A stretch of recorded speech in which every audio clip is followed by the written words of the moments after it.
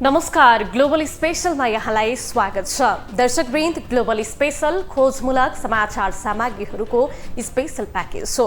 हामी जनसरोकारका हरेक विषयको गहिरो अध्ययन गर्दै सत्य तथ्यलाई उजागर गर्ने प्रयास गर्दछौँ। सत्य तथ्य र निष्पक्ष समाचारको प्याकेज दिने हाम्रो प्रयास निरन्तर जारी छ।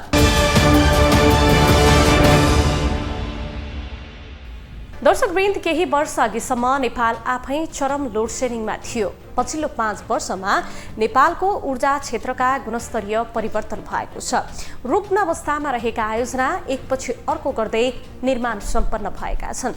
ठूला क्षमताका प्रसारण लाइन पनि निर्माण सम्पन्न भए। झण्डै रु 35 अर्ब बराबरको सञ्चित घाटा भएको नेपाल विद्युत प्राधिकरणको मुनाफा मात्रै वार्षिक रु 12 अर्ब बढी हुन थाल्यो। पछिल्ला आर्थिक वर्षमा त सरकारी संस्थानमध्ये सबैभन्दा बढी नाफा कमाउने संस्थानका रूपमा प्राधिकरण स्थापित भएको छ। आन्तरिक रूपमा बिजुली बिक्री तथा वितरण गर्दै प्राधिकरण अब योजनाबद्ध रूपमा बिजुली निर्यात गर्ने अवस्थामा पुगेको छ। विगतमा बिजुली खरिद गरेर ल्याउँदा समेत दैनिक 18 घण्टासम्म लोड सेडिङ हुन्थ्यो। प्राधिकरणभित्र मौलाएको अराजकता नियन्त्रण हुनुको साटो थप विस्तारित भएको थियो। नागरिक चरम अँध्यारोमा बस्न बाध्य थिए। औद्योगिक क्षेत्र ध्वस्त थियो। नेपालमा उद्योग स्थापना गर्नुभन्दा पैसा ब्याङ्कमा राखेर ब्याज लिनु नै सबैभन्दा उत्तम विकल्प हुन्थ्यो। तर पछिल्लो 5 वर्षमा नेपालको ऊर्जा क्षेत्रको गुणस्तरीय परिवर्तन भएको छ।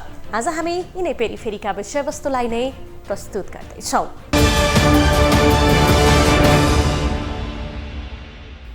दर्शकवृन्द, नेपाल विद्युत प्राधिकरणले पछिल्लो जुन महिनामा छिमेकी मुलुक भारतलाई बिजुली बेचेर 2 अर्ब कमाएको छ।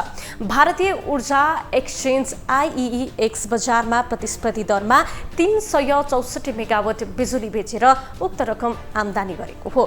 देशभर खपत भएर बसेको बिजुलीलाई भारतीय बजारमा बेचेर प्राधिकरणले आम्दानी गरेको हो। प्रधानमन्त्री शेरबहादुर देउवाको भारत भ्रमणताका नेपालको बिजुली भारतमा बेच्ने सहमति भएको थियो।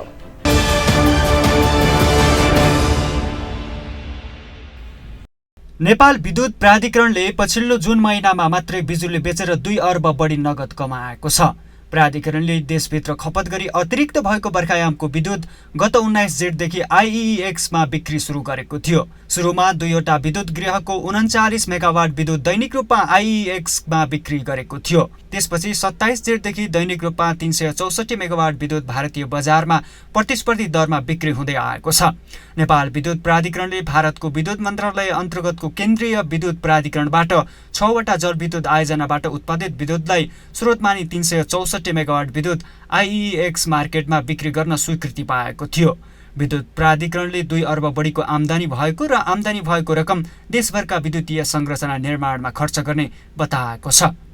हामीलाई खास गरिकन काली गण्डकी, मर्स्याङ्दी, मिडल मर्स्याङ्दी, त्रिशुली, देवीघाट र लिखु जस्तो आयोजनाहरूबाट 364 मेगावाट अधिकतम त्यति एनर्जी भारतीय इन्डियन एनर्जी एक्सचेन्जमा बेच्नको लागि स्वीकृत भएको हुँदाखेरि हामीलाई हाम्रो कम्प्लिट खपत कन्जम्सनलाई हामीले मध्यनजर गरेर अधिकतम हामी 364 मेगावाटसम्म विद्युत हामी भारतमा बेच्न सक्छौँ र बेची पनि राखेको छौँ। करिब अहिलेसम्म नेपाल विद्युत प्राधिकरणको राजस्व खातामा करिब 2 अरब रुपियाँ जति नेपाली करेन्सी जम्मा भइसकेको छ। हामीले अधिकतम बेच्ने भनेको 364 मेगावाट। राति हाम्रो डिमान्ड धेरै कम हुन्छ, त्यो बेला हामी 364 मेगावाटै राति बेच्छौँ भने दिउँसो चाहिँ हाम्रो सिस्टममा अत्यन्त डिमान्ड धेरै हुँदाखेरि हामीले करिब 250 देखि 300 मेगावाटसम्म दिउँसो र राति चाहिँ 364 मेगावाट र करिब 7000 देखि 8200 मेगावाट आवरसम्म हामी दैनिक जसो भारतीय इन्डियन एनर्जी एक्सचेन्जमा हामी बत्ती बेचिरहेको। भारतलाई विद्युत बेचेर अर्बौं कमाइरहेको प्राधिकरणले नेपालभर भने विद्युत उपलब्ध गराउन सकेको छैन। प्राय शहर केन्द्रित रहेको विद्युत वितरणले अहिले पनि कर्णाली लगायत देशका दुर्गम बस्तीमा सौर्य शक्ति र टुक्कीको सहारामा बाँच्नु परेको छ। तर प्राधिकरण भने अबको 1.5 वर्षमा देशका सबै क्षेत्रमा विद्युत उपलब्ध गराउने दाबी गरेको छ। सुर्खेत डबल सर्क्युट 132 केभी प्रसारण लाइनहरू हामी बनाउँदैछौँ। त्यहाँ खास गरिकन राष्ट्रिय निकुञ्जहरू भएको हुँदाखेरि भर्खरै मात्र पनि क्याबिनेटले एउटा यो राष्ट्रिय निकुञ्जको वनहरू काट्नको लागि हामीलाई स्वीकृति प्राप्त भइसकेको छ र हाम्रो 132 केबी डबल सर्किट प्रसारण लाइनहरू अब हामी चाँडै सुर्खेतमा पुर्याउँछौँ र सुर्खेतमा पुगिसकेपछि करिब एउटा कर्णाली प्रदेशको लागि एउटा मेजर इन्फ्रास्ट्रक्चर डेभलपमेन्ट प्रोजेक्ट हुन्छ त्यो र प्यारलली हामीले डिस्ट्रिब्युसनको लागि अघि मैले भनिसकेँ एसियन इन्फ्रास्ट्रक्चर डेभलपमेन्ट ब्याङ्क र European infrastructure development bank plus Nepal विद्युत प्राधिकरणको आफ्नो लगानीमा समस्त कर्णाली वासीहरूको घरमा हामी बत्ती पुर्याउँछौँ र त्यो कति वर्ष भन्ने कुरा चाहिँ हाम्रो आयोजनाहरू स्थानीय जनताहरूको कस्तो किसिमको सहयोग हामीलाई प्राप्त हुन्छ र हाम्रो कस्तो किसिमको कन्ट्र्याक्टरहरू मोबिलाइज हुन्छ बाटोघाटो यावत भूगोललाई पनि हामीले हेर्नुपर्ने हुन्छ होइन तर हाम्रो उद्देश्य हामीले करिब 2 देखि 3 वर्षभित्र प्रत्येक कर्णाली घरहरूमा हामी बत्ती पुर्याइसक्छौँ। प्राधिकरणले जुन महिनामा प्रतिस्पर्धी बजारमा बिक्री गरेको विद्युतको औसत प्रति युनिट दर 9 रुपियाँ 67 पैसा रहेको छ। आइइएक्समा 24 घण्टालाई 15-15 मिनटको 96वटा स्टलमा विभाजन गरी बजारले तय गरेको प्रतिस्पर्धी दरमा विद्युतको कारोबार गरेको छ। ग्लोबल टेलिभिजनका लागि क्यामेरामा राजु थापाका साथमा विनोद विक्रम भण्डारी, काठमाडौँ।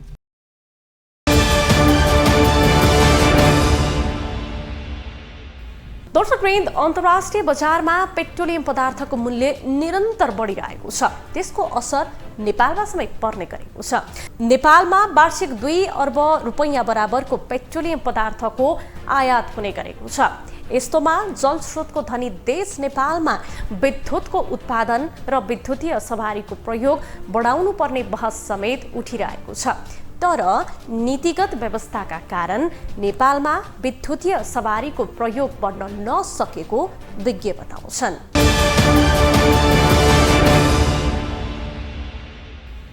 रुस युक्रेन युद्धको कारण अन्तर्राष्ट्रिय बजारमा पेट्रोलियम पदार्थको मूल्य बढिरहेको छ।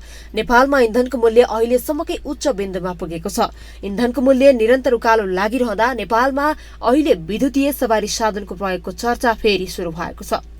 त्यसो त सरकारले विद्युतीय सवारीको प्रयोग गर्ने योजना यसअघि नबनाएको होइन, तर प्रभावकारी कार्यान्वयन हुन सकेको छैन। सिंहदरबारभित्र एलपी ग्यासको प्रयोग नगर्ने घोषणा गरेको सरकारले सरकारी कार्यालयमा विद्युतीय सवारीको प्रयोग गर्ने र ठूला सार्वजनिक सवारी साधन छिट्टै प्रयोगमा ल्याइने बताएको छ। हामीले तत्कालै छिटोभन्दा छिटो नै हामीले अब सरकारी कार्यालयहरूमा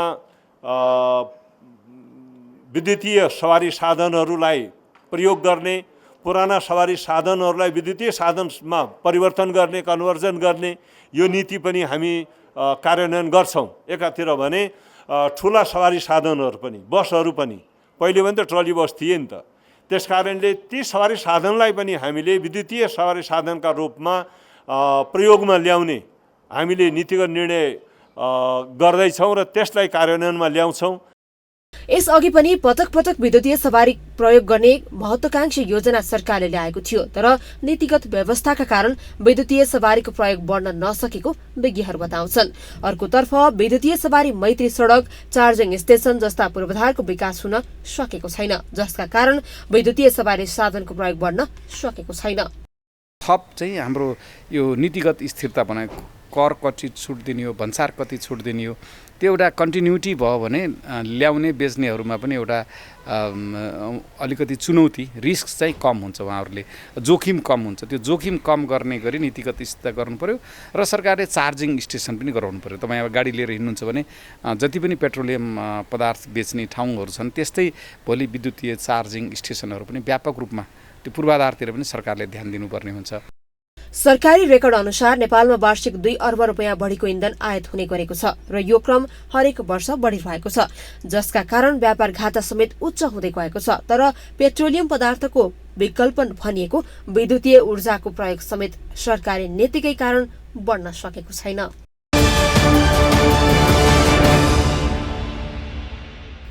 दर्शकवृन्द, गत चैतमा प्रधानमन्त्री शेरबहादुर देउवाको भारत भ्रमणका क्रममा नेपाल भारत बीच ऊर्जा क्षेत्रमा सहकार्य सम्बन्धी संयुक्त दृष्टिकोण पत्र जारी भएको थियो।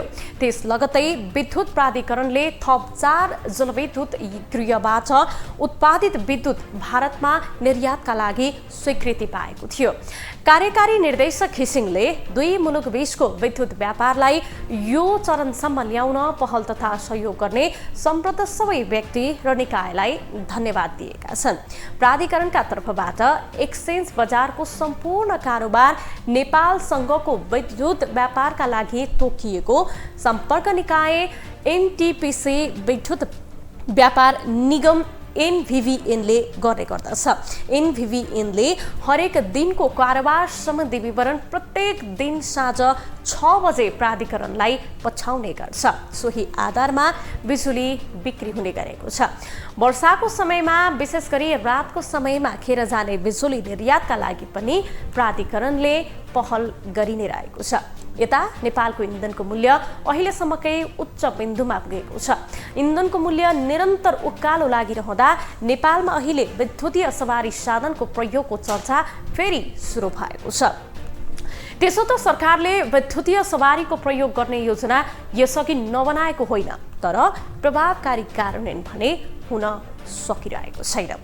हस् त आजलाई ग्लोबल स्पेशल यति नै। भोलि अर्को विषयको सामग्री लिएर हामी आउने नै छौँ। तबसम्मका लागि तपाईँ ग्लोबल टेलिभिजन सँगै रहनुहोला।